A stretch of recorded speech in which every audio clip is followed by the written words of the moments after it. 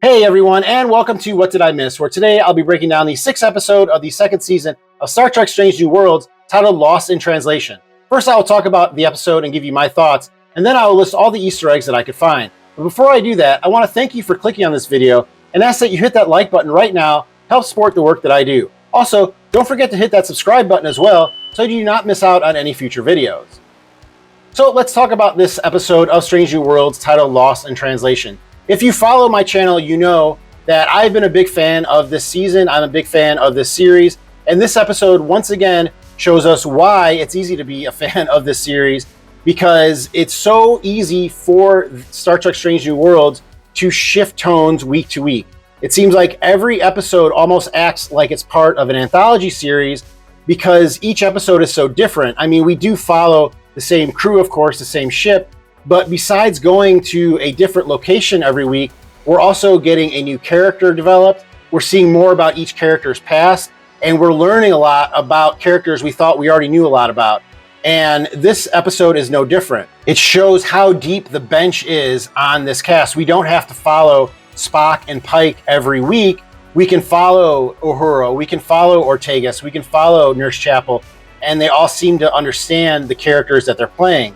It seemed like the beginning of season 1 was mostly focused on Pike and Spock because the creators of the series probably understood that people would be tuning in to learn more about these two characters that, audiences do know some about and definitely want to know more about.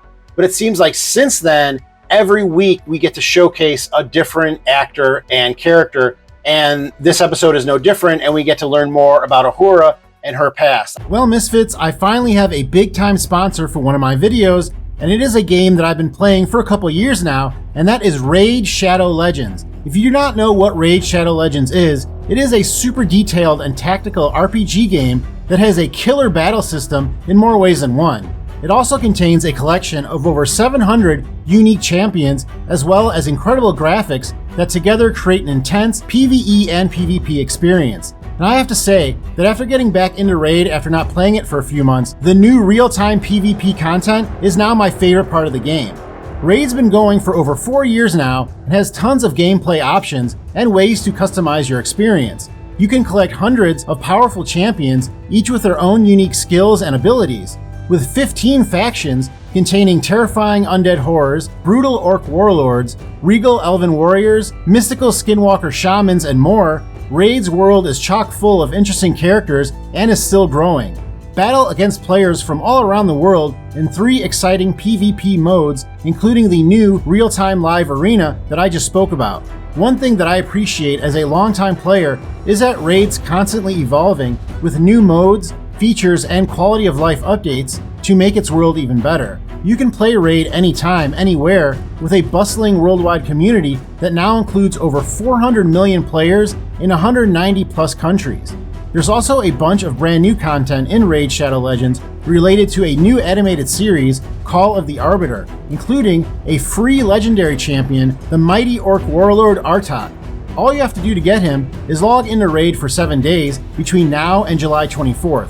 With all of this exciting stuff and more coming to Raid, if you haven't started playing yet, then what are you waiting for? To help you out as a viewer of this channel, you can use my link in the description or scan my QR code to get insane bonuses, including the epic champion Drake from the Lizardman faction and other useful things like energy refills, skill tomes, and XP boosters. Once you're in and crushing your enemies, come find me under the character name Elam Garaka. And if you are good enough, maybe I will see you in the live arena, but you may not want to see me. So just hit my link in the description and I'll see you in Teleria.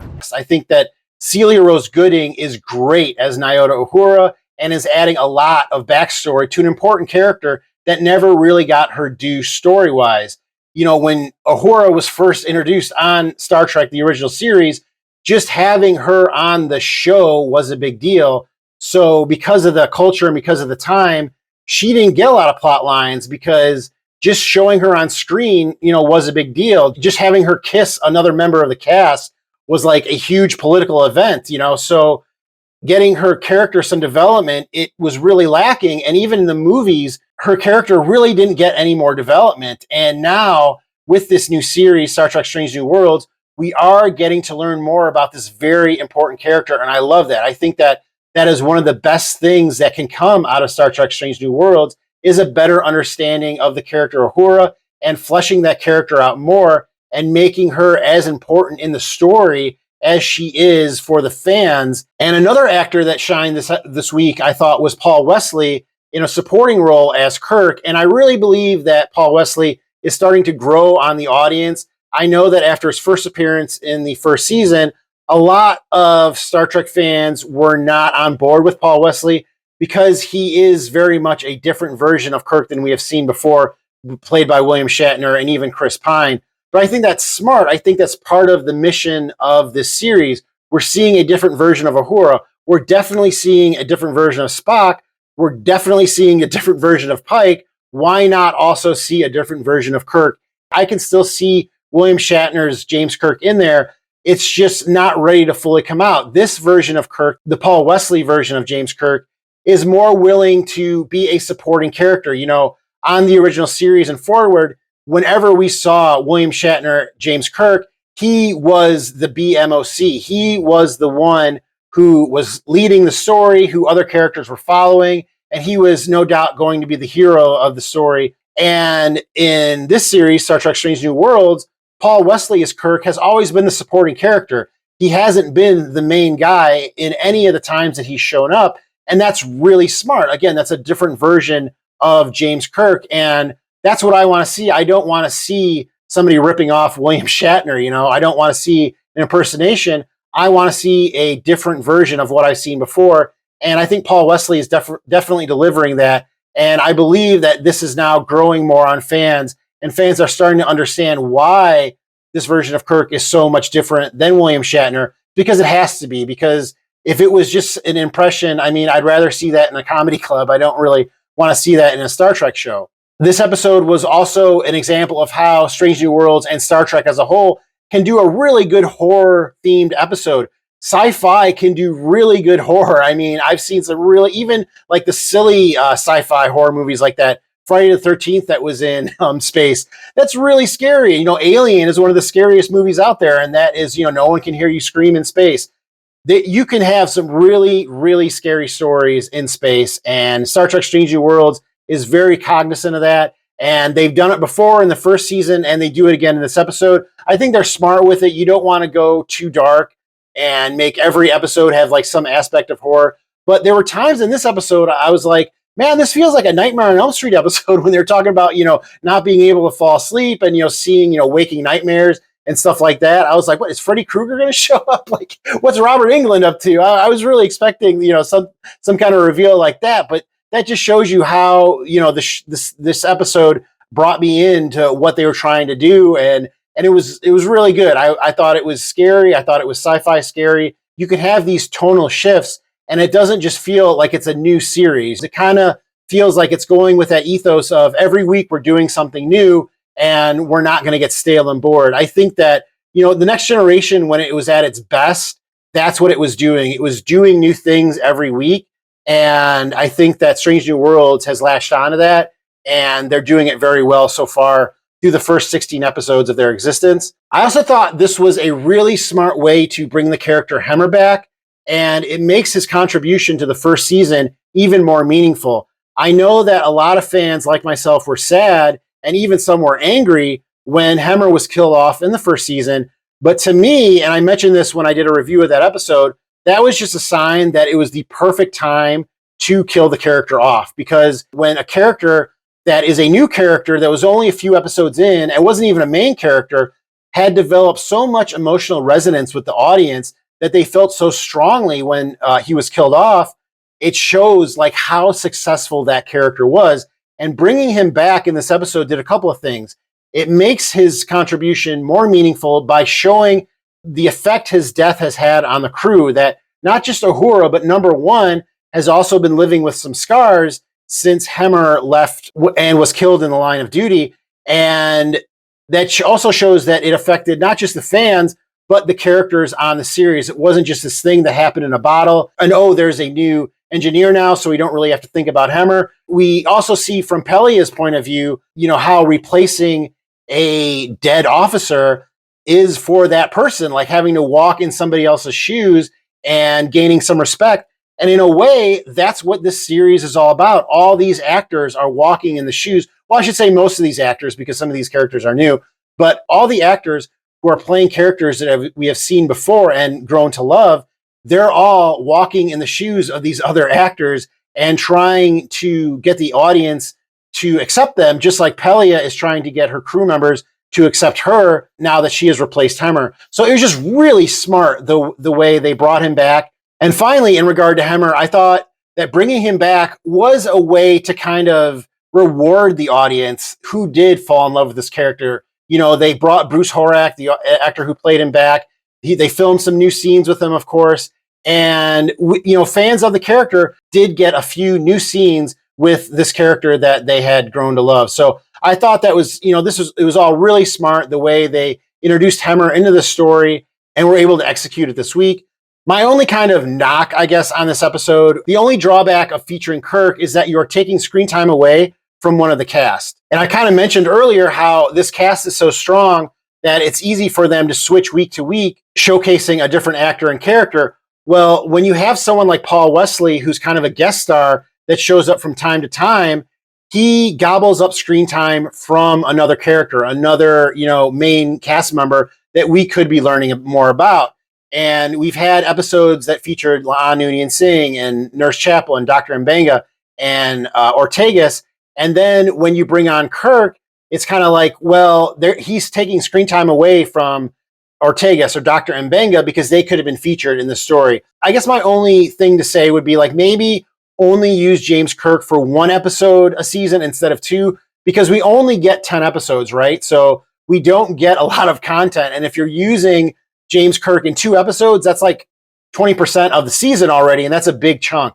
So maybe moving forward, only use James Kirk in 1 episode and just build up more and more until eventually in 6 years or so when he takes over as the captain of the Enterprise. But that's really just kind of nitpicking, I guess. Again, that's another sign that the cast is really strong. So now I kind of just wanted to go through the story of the episode. And the episode begins with the Enterprise on a mission to create this big gas station in space for Starfleet, which is on the edge of the known galaxy. I think that this is somewhere near or close to the Beta Quadrant, because they mention that Starfleet is still worried about the Gorn threat. And the Gorn are in the Beta Quadrant, and they are also close to the Klingons. So maybe this is a hint that this station is somewhere in that area. I also think that they keep kind of mentioning the Gorn here and there. With there being only a few episodes left this season, I wouldn't be surprised if we get a Gorn-centric episode in episode 8, 9, or 10. I know episode 7 is going to be about the characters from Lower Decks, so we probably won't see the Gorn then. But I wouldn't be surprised if we do see the Gorn again before the end of the season. But while this is going on, Uhura is starting to have issues like hearing things and kind of losing time. And it appears to the rest of the crew and even to herself that she may be overworked. Now, when they arrive at the station, they find out that it doesn't even work. And number 1 and Pelia have to beam over and work together to get this gas station working. I really liked the energy of these two characters. I thought they had a nice Felix and Oscar energy. For my younger viewers, that's a reference to a show called The Odd Couple.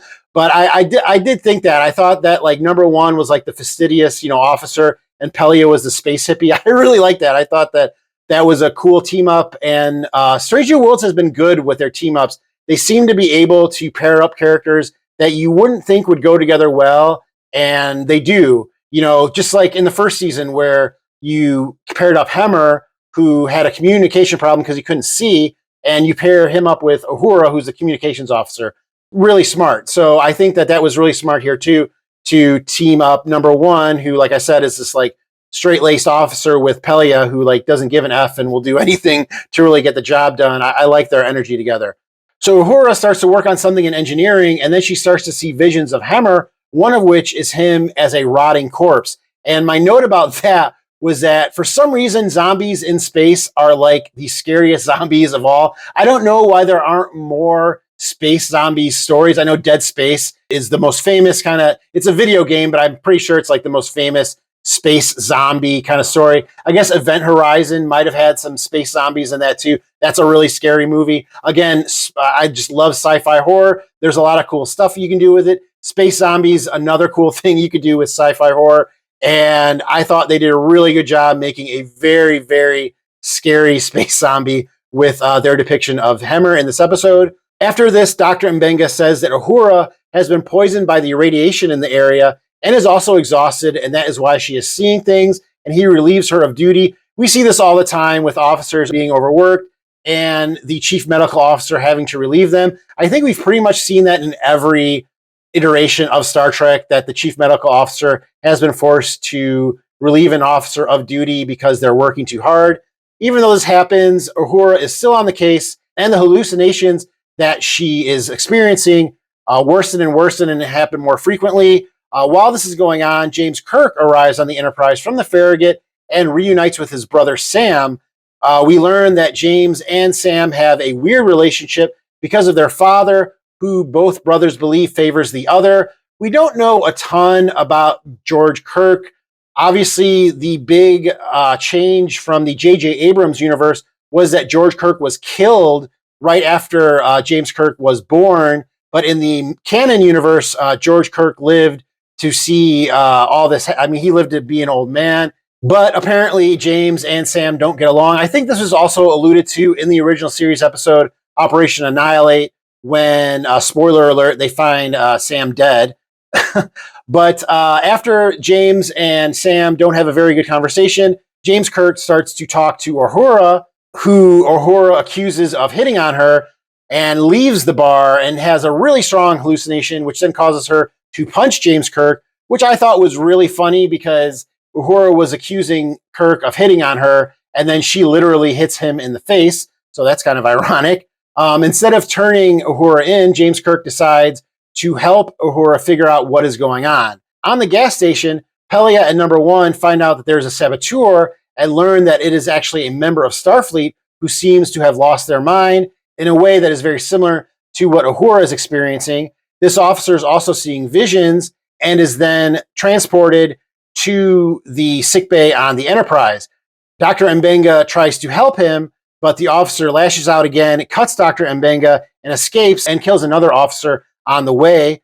Uhura eventually finds the affected officer and tries to help him, but is unable to, and James Kirk saves her right before the officer is blown into space. I believe that this actually, I didn't list this in my Easter eggs because I'm not sure if this is actually a reference, but in the movie Star Trek Generations, Kirk is blown into space after a similar explosion. So I wonder if this scene was a reference to that initially they think that James Kirk dies by being blown into space, but then they learn, 100 years later, when he's found in the Nexus by Captain Picard, what actually happens. Uhura has an idea that all of this may be because an alien species is trying to contact them, and then goes to Sam Kirk for help, which I thought was a really nice way to include Sam back into the story. Because up until that point, it was just like Sam is kind of a bitch. Like he kind of is just like jealous of his brother and like kind of useless. But then we see that actually he does have a use in the story and on the ship and is able to help them figure out what is going on. They all determine that it is an alien species that is using their memories to try and communicate. And that is why Uhura is seeing visions of death, because the Enterprise is literally killing the aliens while they're collecting all this deuterium. Uhura tells the captain all of this, who orders everyone off the station and then lets Uhura blow it up. I was thinking, does an ensign get to do that? Does an ensign get to blow up a huge station? I don't think so. And I think that Pike does actually give a nod to La'an. So it is actually Pike giving the order, but I thought that was funny that she was just like, fire torpedoes. Because I don't think Uhura ever got to fire torpedoes on the original Enterprise. So I guess it was kind of cool that she got to right there. And then the episode ends with a really nice Easter egg with Uhura introducing James Kirk to Spock for the first time, which of course is different from what we saw in the 2009 film, where they met after Spock had designed the Kobayashi Maru and James Kirk had cheated to win. In the Prime universe, it looks like this is how they meet in the bar on the Enterprise. So again, I thought this was another really strong episode. Star Trek Strange New Worlds continues to knock them out week after week. I love the change in tone. I really think the show understands what kind of show this is, where their meat and potatoes are, and how to create, compelling Star Trek week after week. And I love it. And it's quickly becoming my favorite Star Trek show. And this season could be my favorite season of them all. I had said last week that at the halfway point, that as of yet, this season wasn't my favorite yet. I still like the first season more. But, with this episode being so strong, and then next week, I know we're going to get two of my favorite characters from Lower Decks on. I think that this season may end up being my favorite season of Star Trek. But let me know, what do you think of Star Trek Strange New Worlds so far? Do you agree with me that this is the best Star Trek? Do you think that this is not the best Star Trek, that this is bad and all new Star Trek is bad? But just let me know why you think Strange New Worlds is bad, because I just think this is perfect Star Trek right now. They really understand what the audience loves about this series, this franchise, and they're just delivering it week after week. The cast is so good that I want to see them more, and that's a really good sign.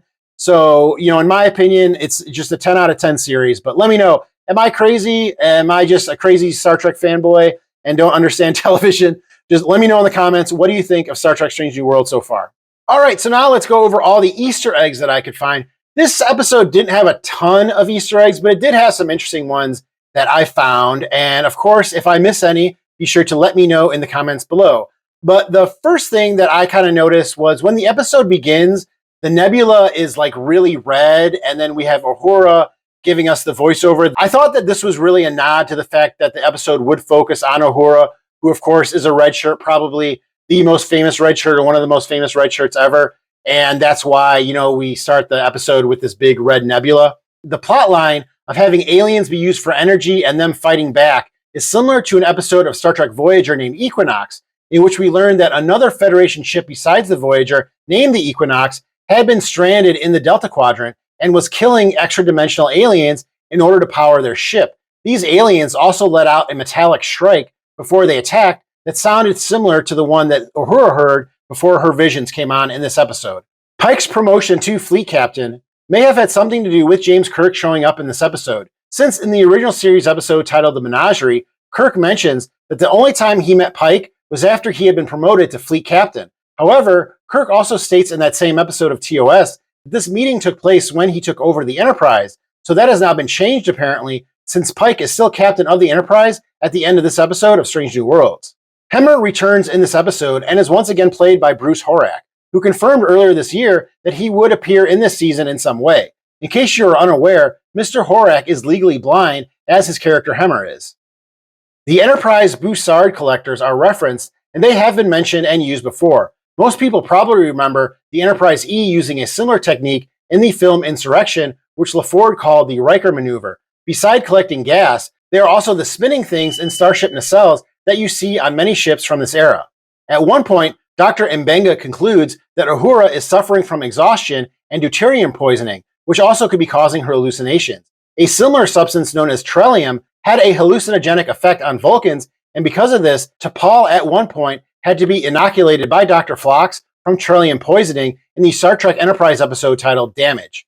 Sam and James Kirk reunite in this episode and share the screen together for the first time in canon. Sam Kirk does appear with his brother in the original series episode Operation Annihilate, but the character was deceased and was played by William Shatner with a mustache. They also appear together in the Strange New Worlds episode Equality of Mercy, but this took place in an alternate future. When Kirk beams onto the Enterprise transporter pad, seemingly for the first time in his life, he remarks to his brother that this is a hell of a ship. Kirk makes a similar comment to his brother in the episode Equality of Mercy when he first arrives on the Enterprise. This is the third time that Paul Wesley has played James Kirk on Strange New Worlds, but this is technically the first time in canon, since in both of his prior appearances, in the first season episode Equality of Mercy and the second season episode titled Tomorrow, Tomorrow, and Tomorrow, the events take place in an alternate future or present timeline. However, both Captain Pike and La'an Noonien Singh have memories of meeting James Kirk because of their inclusion in those events. When Kirk and Uhura first meet, it is at a bar on the Enterprise, and she assumes that he is hitting on her. This could be a callback to the first time these two characters met in the J.J. Abrams universe, as in the 2009 film, Chris Pine and Zoe Saldana, as these characters respectively, meet in a bar on Earth where Kirk is very much hitting on her.